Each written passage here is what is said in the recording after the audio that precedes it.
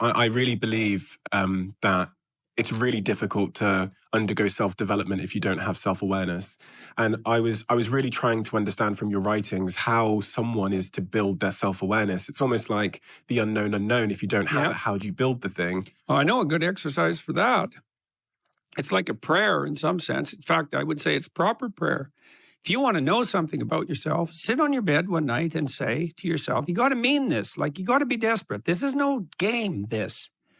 It's like, my life is not everything I want it to be, and perhaps it's not everything that I need it to be. And by need, I mean my life is so unbearable that the suffering that's attendant upon that is make me nihilistic, cynical, bitter, resentful, homicidal, genocidal, unable to have a good relationship, prone to punish people for their virtues because of my jealousy, driving the proclivity to see evil everywhere except within my own heart. Like, these are problems, man.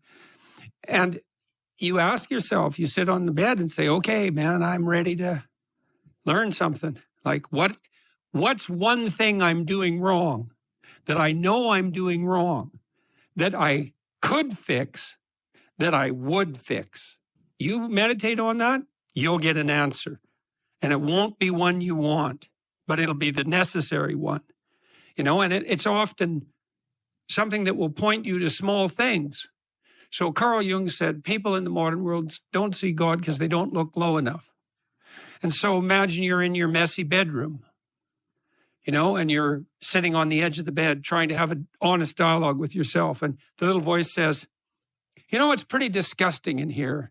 And you think, well, I'm way above such trivial niceties as organizing my room. It's like, well, that's pride. That's arrogance. If you're above organizing what's actually yours, how in the world are you ever going to organize anything else? And so you get on your knees and you think, well, it's time to, you know, take a brush to the toilet. And maybe that's where you start.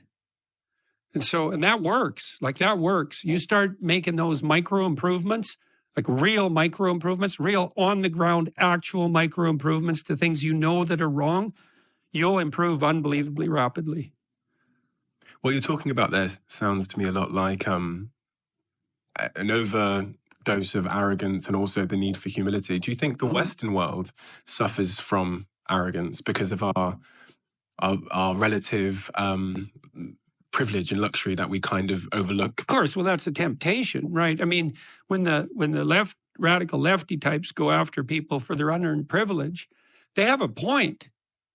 Now, the point is, the existentialists called it thrownness, which is that's a Heideggerian term. And thrownness is the fact that we kind of experience life as if we're tossed into it, thrown into it. You know, you're male and not female. You're Hindu and not Christian. You're tall and not short. You have an arbitrary range of talents and an arbitrary range of limitations, none of which, in some sense, you chose. It's the cards you're dealt. Now, some of those are cards of privilege. You know, maybe you're born intelligent. Maybe you're born symmetrical. Maybe you're born healthy. Maybe you're born into a culture where it's much easier not to be absolutely deprived. Maybe your parents are rich. And so all of that, in some sense, is unearned. Now, along with that comes a good dose of existential guilt. Because at the same time, and this is true for anyone, regardless of their cultural background, the ground we walk on is soaked in the blood of historical atrocity. And so that's on you because, you know, people think, well, who's the Nazi? Well, it's the fascist, or who's the radical communist? It's the radical left-wing ideologue. And the fundamental truth of the matter is that's best dealt with as a spiritual matter, is the adversary is within, really, most profoundly. And so you have to take the responsibility for that historical atrocity onto yourself. I was talking to Guy Ritchie this week about his movie King Arthur. It's quite an interesting movie in many ways. And when Arthur, who could be the hero, takes the sword, he's so overcome by visions of his murderous uncle that he can't pick up the weapon. Well, think about that.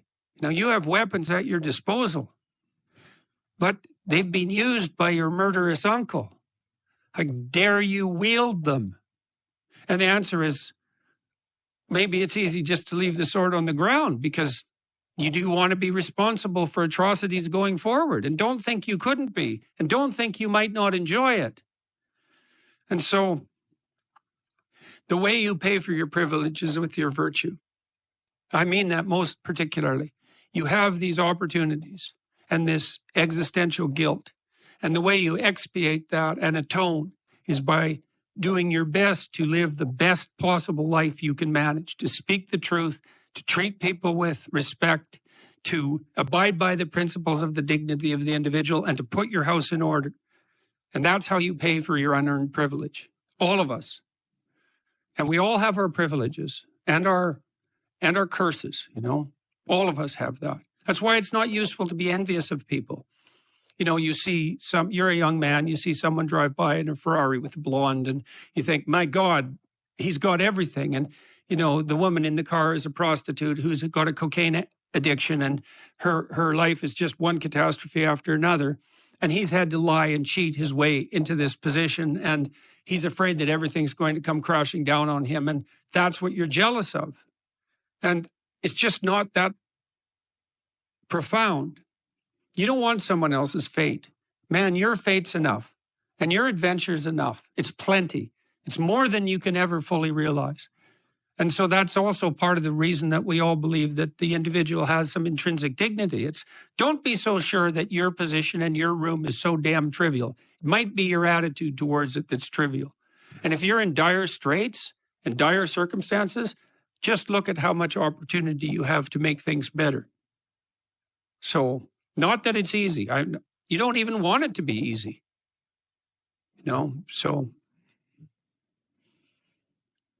On that point of you don't want it to be easy, I really contended with this idea of struggle and chaos in my life and the role it plays. And once upon a time, I thought I was trying to rid my life of chaos and struggle. Mm-hmm. I thought that's why I was trying to get rich and get the Ferrari and the blonde. I thought that would create a life free of struggle. But then I looked at some studies and I heard about this thing called gold medal depression when Olympians come back from the Olympics and they've lost orientation. And then the day when someone offered to buy my company for a nine-figure number, and it filled me with this emptiness and this dread. And I tried to understand the role that struggle would have to play for me to be a fulfilled human being for the rest of my life. Well, the observation with regard to your company, that's a great observation. I mean, we're built to walk uphill, and when you reach the pinnacle of the hill, you want to stop and appreciate the vision, but the next thing you want is a higher hill in the distance, because it's the uphill climb that it's from the uphill climb that we derive our value. And I mean this technically.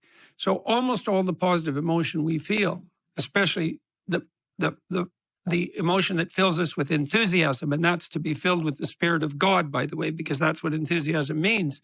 Right? So you can always move closer to the goal that recedes as you move towards it. You think, well, that's frustrating. It's like Sisyphus pushing the rock uphill. But it's not, because as you pursue that goal, you put yourself together and your life does get better and richer and more abundant. And that's why the highest levels of virtue and goal are in some sense transcendent. You want them to be above everything you're doing so you can continually move towards something that's more sublime and better. That's what you are. You're here to live, not to sleep. And the problem with the vision of Mai Tais on the beach is that, well, first of all, that's a vision of drug-induced unconsciousness. Second, it's only going to work for about a week. Third, you're going to be a laughingstock in a month and depressed and aimless and goalless. You want a horizon of ever-expanding possibility.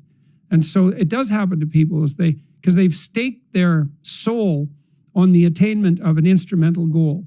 And it can be a pretty high order goal. It was in your case. But then you think, well, the answer can't be, well, I'm going to live in the lap of luxury and never have to leave the faith. What do you want to be, a giant infant with a gold bottle? You never have to do anything but lay in your back and suck. It's like, Well, you see the problem with that as a conceptualization. It's no, you want to be like an active warrior moving uphill with your sword in hand. And that's dynamic. That's exciting. And that's why so many young men disappear into video games. That's all acted out in the video game.